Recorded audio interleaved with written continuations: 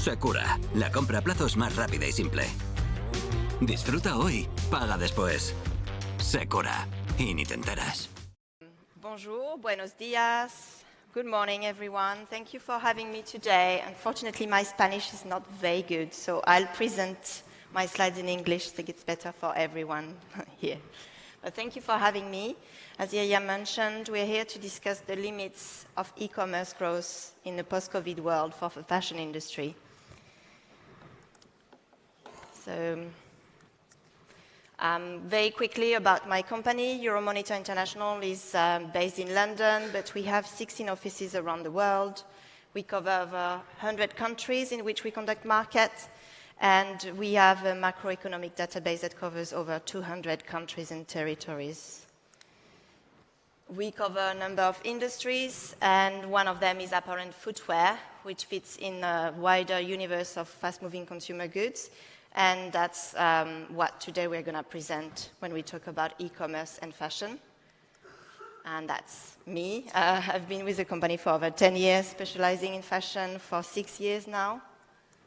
And let's first speak about the market dynamics, so how the fashion industry has evolved since the coronavirus pandemic and the e-commerce landscape in particular. Then we will look into consumer needs and motivations, and what that means in terms of strategies for retailers and brands. And finally, we will go through conclusion and recommendations.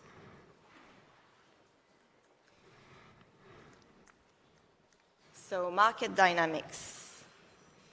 As you all know, and I'm sure that's no news, the pandemic has caused a huge surge in e-commerce sales globally, and for the fashion industry in particular. As stores were forced to close, consumers turned to the e-commerce channel to make their shopping. You can see that e-commerce now accounts for nearly 40% value sales of apparel and footwear in Western Europe, up from 25% only in 2019. Globally, e-commerce is about 30% value growth, up from 19% in 2019. And in Spain, about 21% value of apparel and footwear is now through e-commerce, when it was only 10% in 2019. So as we see a huge jump for e-commerce sales since the pandemic. However, we believe this is not the end of it. We see that lifestyles are continuously digitalizing. Consumers expect to move more of their everyday activities to shift online, even though 30% of them also believe that more of their activities will also be in person in the next 5 years. So we are really evolving now in what we call hybrid lifestyles, where consumers evolve seamlessly between on and offline world, and they do expect that in their shopping experience as well. And as you can see on the left-hand side, in Western Europe, almost 100% of the population will have access to the internet by 2040. But let's look at the numbers and the trends. We looked at the sales of e-commerce versus offline or brick-and-mortar retail since 2016 and how we project them to evolve until 2017. And as you can see, there's a huge decline, obviously, for retail offline during the pandemic and all the lockdowns, social distancing restrictions, while e-commerce is soaring. And then from 2022, it's interesting, for the first time in years, retail offline outperforms e-commerce. For the first time in many years, physical stores have done better than e-commerce. And in future, we do expect that e-commerce continues to grow faster than brick and mortar, but however, the gap between the pace of growth between offline and online is going to narrow. We see the two channels, brick and mortar and online, growing more in line with each other. A few numbers as well. In e-commerce globally, in fashion, was up 4% or 3.7% in 2022, when in-store shopping was up 6%. In Europe, Western Europe, e-commerce was up by 7%, in-store by 16% in 2022. And in Spain, we estimate that e-commerce sales of apparel and footwear was up by 11%, and in-store shopping beats that with plus 13% last year. So really we see as restrictions have lifted, consumers have returned to the physical store. And maybe a couple of years ago, people were discussing whether we would see this retail apocalypse, the end of brick and mortar stores, but clearly that's not happening. People are asking for the store, the physical store, and we'll discuss what role they see in the store that e-commerce cannot yet offer. Another key driver in this market environment that we have to bear in mind is obviously the high inflation. I know the speakers this morning have mentioned it, but this is really something to bear in mind because obviously last year in particular, since the conflict started in Ukraine, inflation rates have gone really high. And we can see that at the beginning of 2022, which are the gray lines, we expected inflation, for example, in Spain to be below 2% for the year. In fact, 1.5% was the expectation as of January 2022. And by December 2022, the headline inflation was over 8%. And as you can see, this is true around the world for a number of markets. And that means that consumers feel the squeeze on their budget, and their budget will be under pressure, especially for non-essential spending, such as fashion. So that leads us to asking how to win in such challenging environment. We know that e-commerce is more stable, slowing down, but it's also here to stay because consumers expect the convenience of e-commerce, because retailers and brands have invested heavily in their e-commerce operations. So it's here to stay. We also know that in-store shopping has bounced back and beat expectations. Consumers are showing they've missed the in-store experience, and there are elements of it that they find irreplaceable.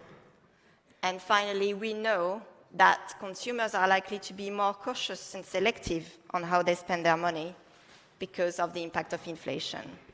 So all of this means that nowadays it's just very essential for retailers and brands to think about their omni-channel strategy. And what we see is that the online channel and the offline channel complement each other, and that's how they should be developed, hand in hand, and leveraging each other's strengths, complementing each other's weaknesses. To understand how to develop successful omni-channel strategy, we're going to look into consumers' needs and motivations in the post-COVID world, and how each of these trends among consumers can lead to different strategies. And we'll illustrate these strategies with case studies from around the US and around Europe. So these are the 6 big shifts we've seen in consumer behavior that we think should be at the heart of fashion retail strategies. The first one is about hybrid lifestyles or remote working. The second one is about digital living. Third one, shopping motivations. What consumers expect when they go to a store, what they expect from an e-commerce website. Fourth one about how consumers increasingly expect more personal touches in their shopping experience. Number 5 is about here and now. That's about the spontaneity and all the emotions that go around buying a fashion item. How consumers, after 2 hard years with COVID lockdowns, maybe still want to indulge a little bit and want to treat themselves, not to worry too much about tomorrow. And finally, we will discuss about the growing sustainability concerns among consumers and regulators.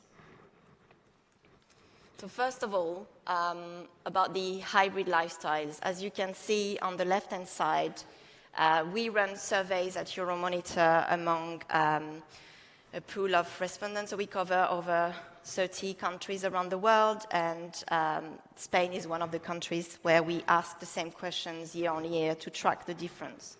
We also see that in 2022, when we asked respondents around the world what they expected in their future working life, the top answer was working from home.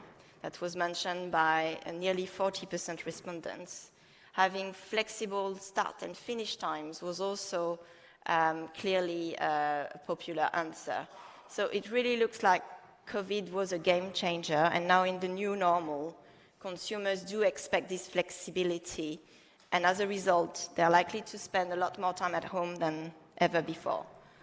That means that for retailers, you need to think about not only your e-commerce operations, but also in terms of your stores, what's the strategic location? How do I bring these experience, how do I bring my products to people who spend more time at home? And we can see that in Spain, 35% of our respondents mentioned that they did expect to work from home in future. Let's have a look at an example of new retail strategies. So in the UK, Harrods, the iconic department store, and I know Alex will present soon about it. What Harrods has done since the pandemic is they brought their whole Harrods name and experience outside of London. So what we've seen is because of the work from home trend, a lot of people have moved away from the capital city and they settled in smaller towns, smaller cities, where now there are new pockets of wealth, new consumers who want to have these special experiences when they go shopping. We want to have shopping destinations that maybe didn't exist so much in these smaller towns so far. So Harrods has developed a concept store called H Beauty.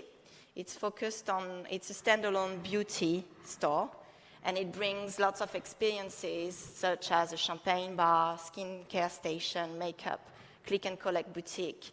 And every store is different from the other, so every store will have a local touch, celebrating the local town that they're in. And I think that's interesting also for Spain, because according to our macroeconomic statistics at Euromonitor, Madrid and Barcelona will retain the highest GDP per capita, but there are other cities in Spain that are set to record the highest real GDP growth in the next 5 years, such as Valladolid, Valencia, Vigo, Girona, and Bilbao. So maybe new pockets of growth worth exploring as well.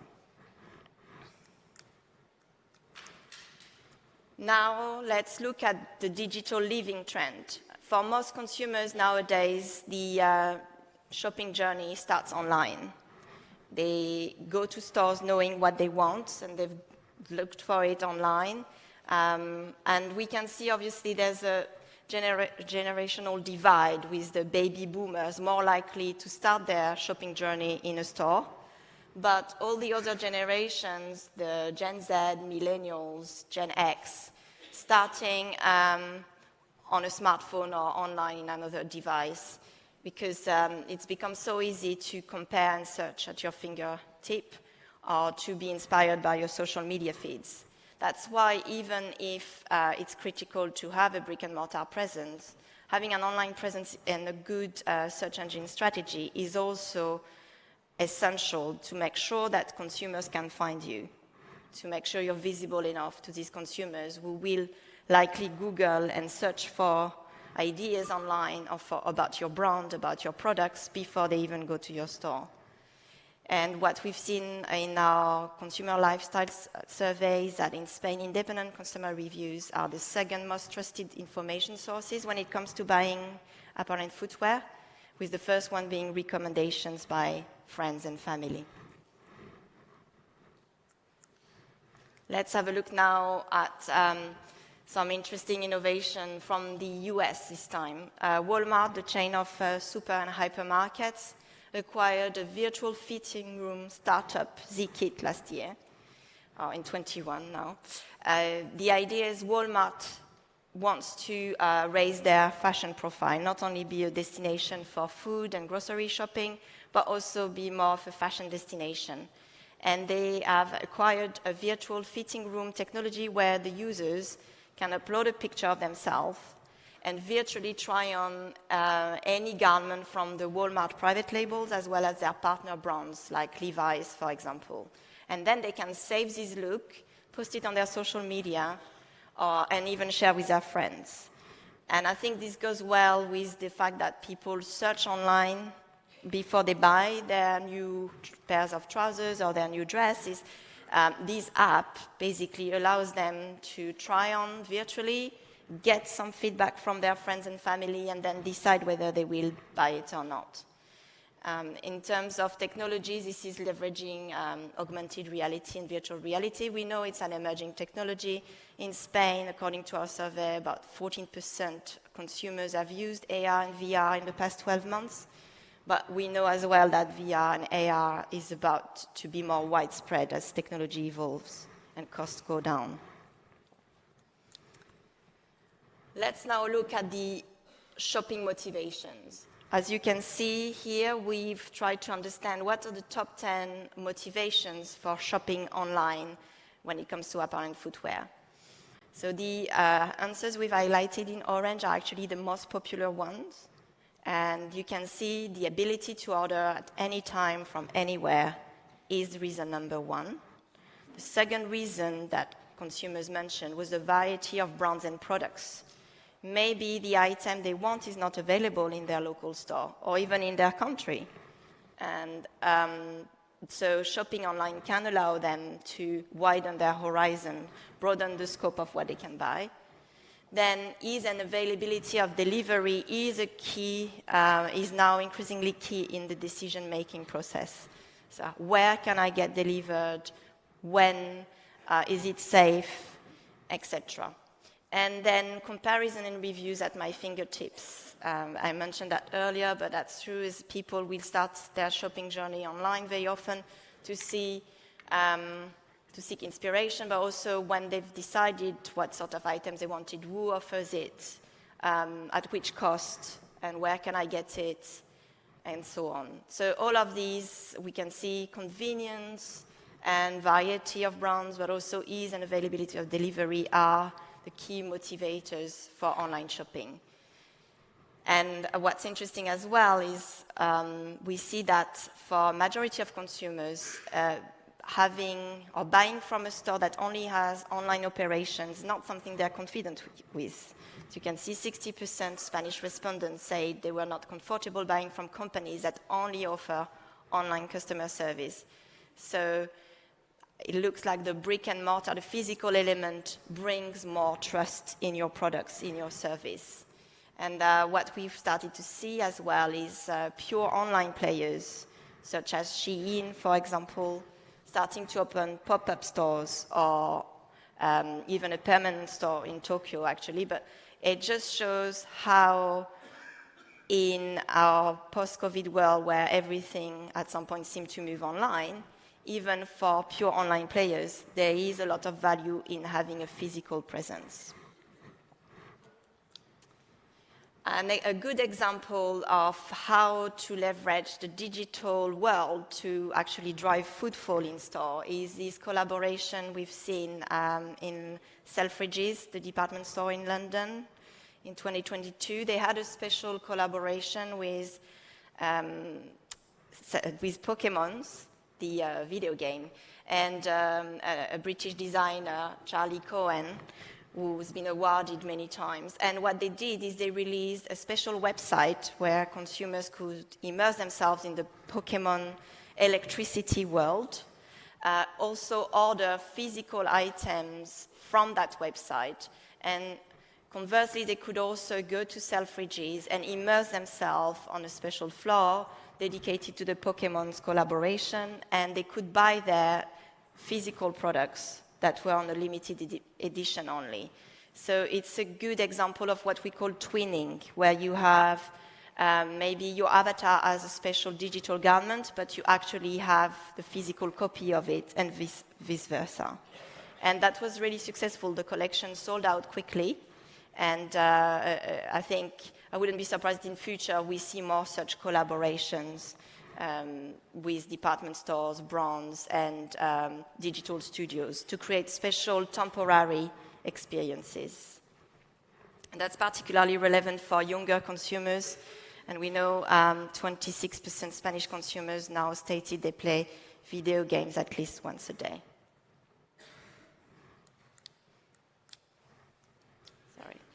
Let's now look at what's driving people in the physical stores. So we see the first reason is that they have the ability to see and try before buying.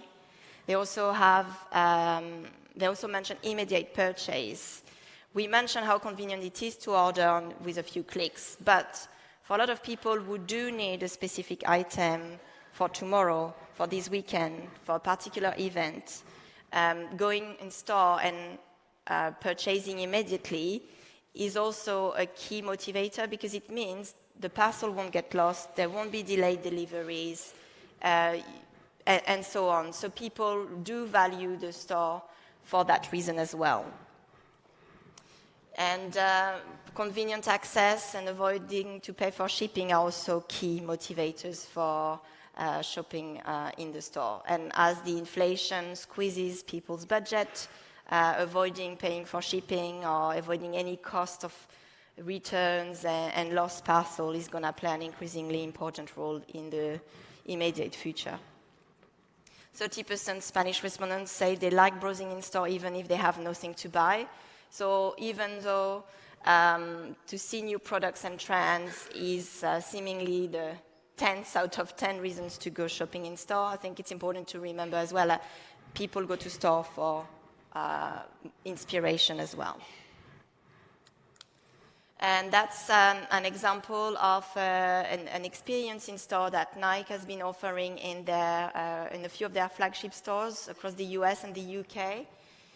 It's called the Nike Play Lab. It's available only during the school holidays, and it allows people to register for free online to attend special free yoga or other sports workshops in their stores. You can technically go there for free with your children. You're not supposed, or you have no obligation to buy anything. But the whole experience is strong, is highly Instagrammable, as you can see, very colorful, very engaging. And that probably means that a lot of the people who go there for the experience end up buying something, but also the brand becomes top of mind for the new generations of consumers. And this is particularly relevant because we know that 43% of Spanish consumers prefer to go shopping in stores with engaging experiences. According to our survey also, about 25% Spanish respondents mentioned spending quality time with their children as a top priority in their life.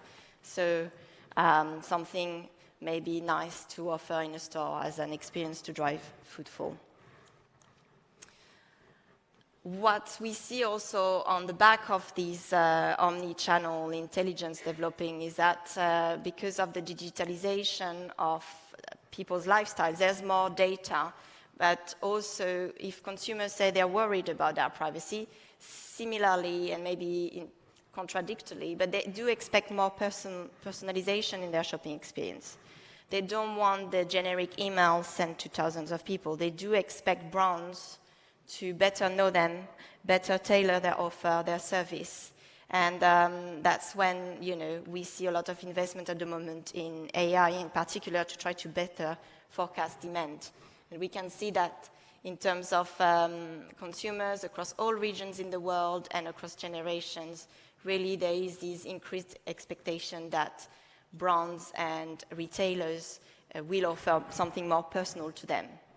42% Spanish respondents are seeking curated experiences tailored to their taste, according to our survey. An example of personalization that we've chosen today is the new Moncler by Me. So the luxury sportswear brands recently introduced this service. It's basically an app that people can download on their phone, and it offers a customization service where the user can choose between different models and designs of the jacket, and then different color schemes, different buttons, zips, and so on.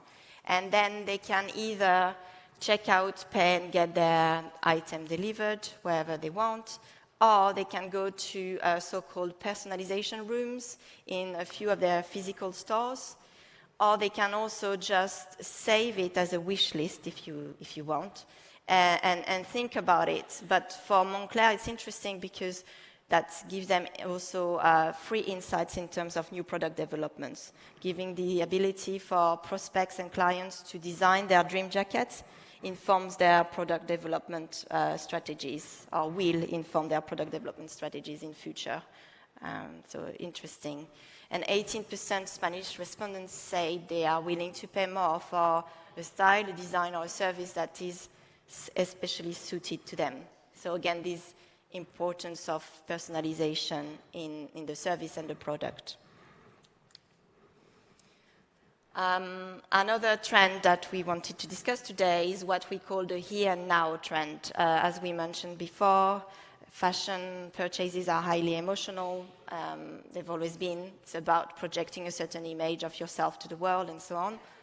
And in the context of post-COVID era and all the uncertainty we know around us, there's a number of consumers who say they don't really want to worry too much about tomorrow. They want to enjoy today. And what we are seeing is a lot more retailers offering the buy now, pay later options.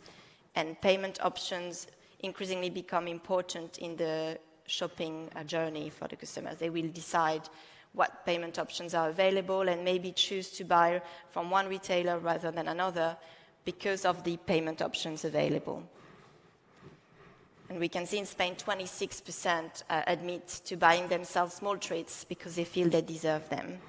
So an opportunity here to spark joy, to spark emotions, and lead consumers to want to buy from your shop.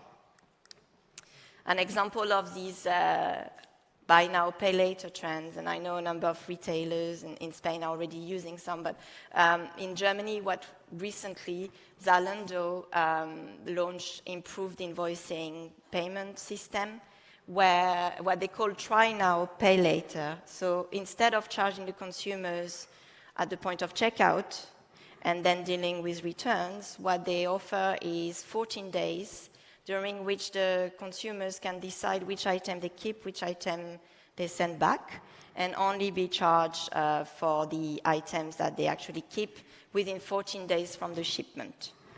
And so that's something fairly new. They also give more options in terms of paying the outstanding amount, not only by credit card, but also with PayPal. So something they introduced only a few months ago.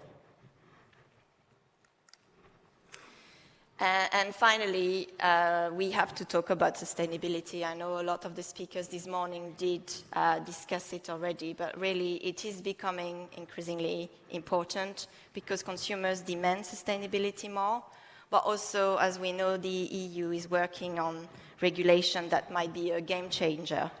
So nowadays, it is really important for brands and retailers to show what they're doing towards reducing their environmental impact, towards being a better employer, treating their suppliers fairly, because that's becoming increasingly important by the public opinion, and the regulation might impose that on them in the near future.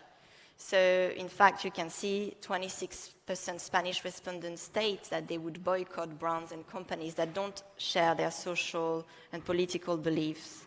So it's also about the reputational cost that is really important to show what you're doing and leverage that as part of your storytelling online and in your store. And here, the last example we've chosen today is about the Printemps Haussmann that opened a space dedicated to vintage and resale on the 7th floor of their flagship in Paris. Over 1,300 square meters dedicated to circular fashion and offering 360 view of Paris. A good example of how to leverage sustainability as a way to create a special experience in store. And that's been driving a lot of footfall, and it's been awarded recently by a prize for best concept store in France. So it has been quite successful since it's launched. And we know 24% Spanish consumers have booked second-hand products in the past 12 months. So it could be creating a vintage corner or resale corner in a store can be a good way to drive footfall again in the physical stores. So I know we're a bit tight with time, so I'll go quickly in the conclusion, but as the numbers show it, sales of apparel and footwear are going to pick up slowly in the near future, but in any case, brick and mortar and e-commerce are going to complement each other, and they should be developed hand in hand. We know consumers now expect the best of both worlds. They will shop online or in store, depending on the occasions, depending on the item they want to buy, and for different motivations. We know that the key disadvantages at the moment around e-commerce is around the security concerns, lengthy checkout, and long delivery periods. And we know as well that the key advantages that the store offers and e-commerce platforms don't is the personal touch, the hassle-free returns, and the in-person advice and the ability to try the product before you buy it. So in brief, these are the strategies which we think are essential to succeed in this challenging market environment. You need to meet your consumers all the way, having an online presence for those who do their research online before they go to the store. You need to understand what they expect, offer them a personal service. You need to use your physical store more as a beacon for inspiration and experience rather than the place where transactions always take place, and be ready for the new sustainability demands that are shaping up among consumers and the EU regulators. So I hope you found it interesting. Thank you very much.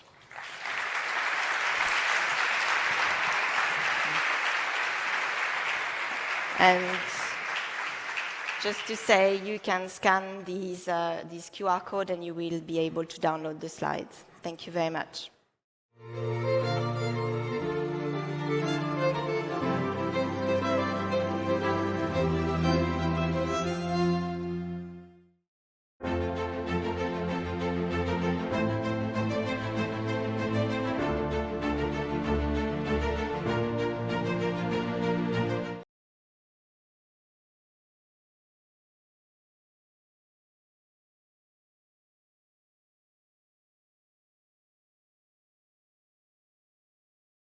Secura, la compra a plazos más rápida y simple.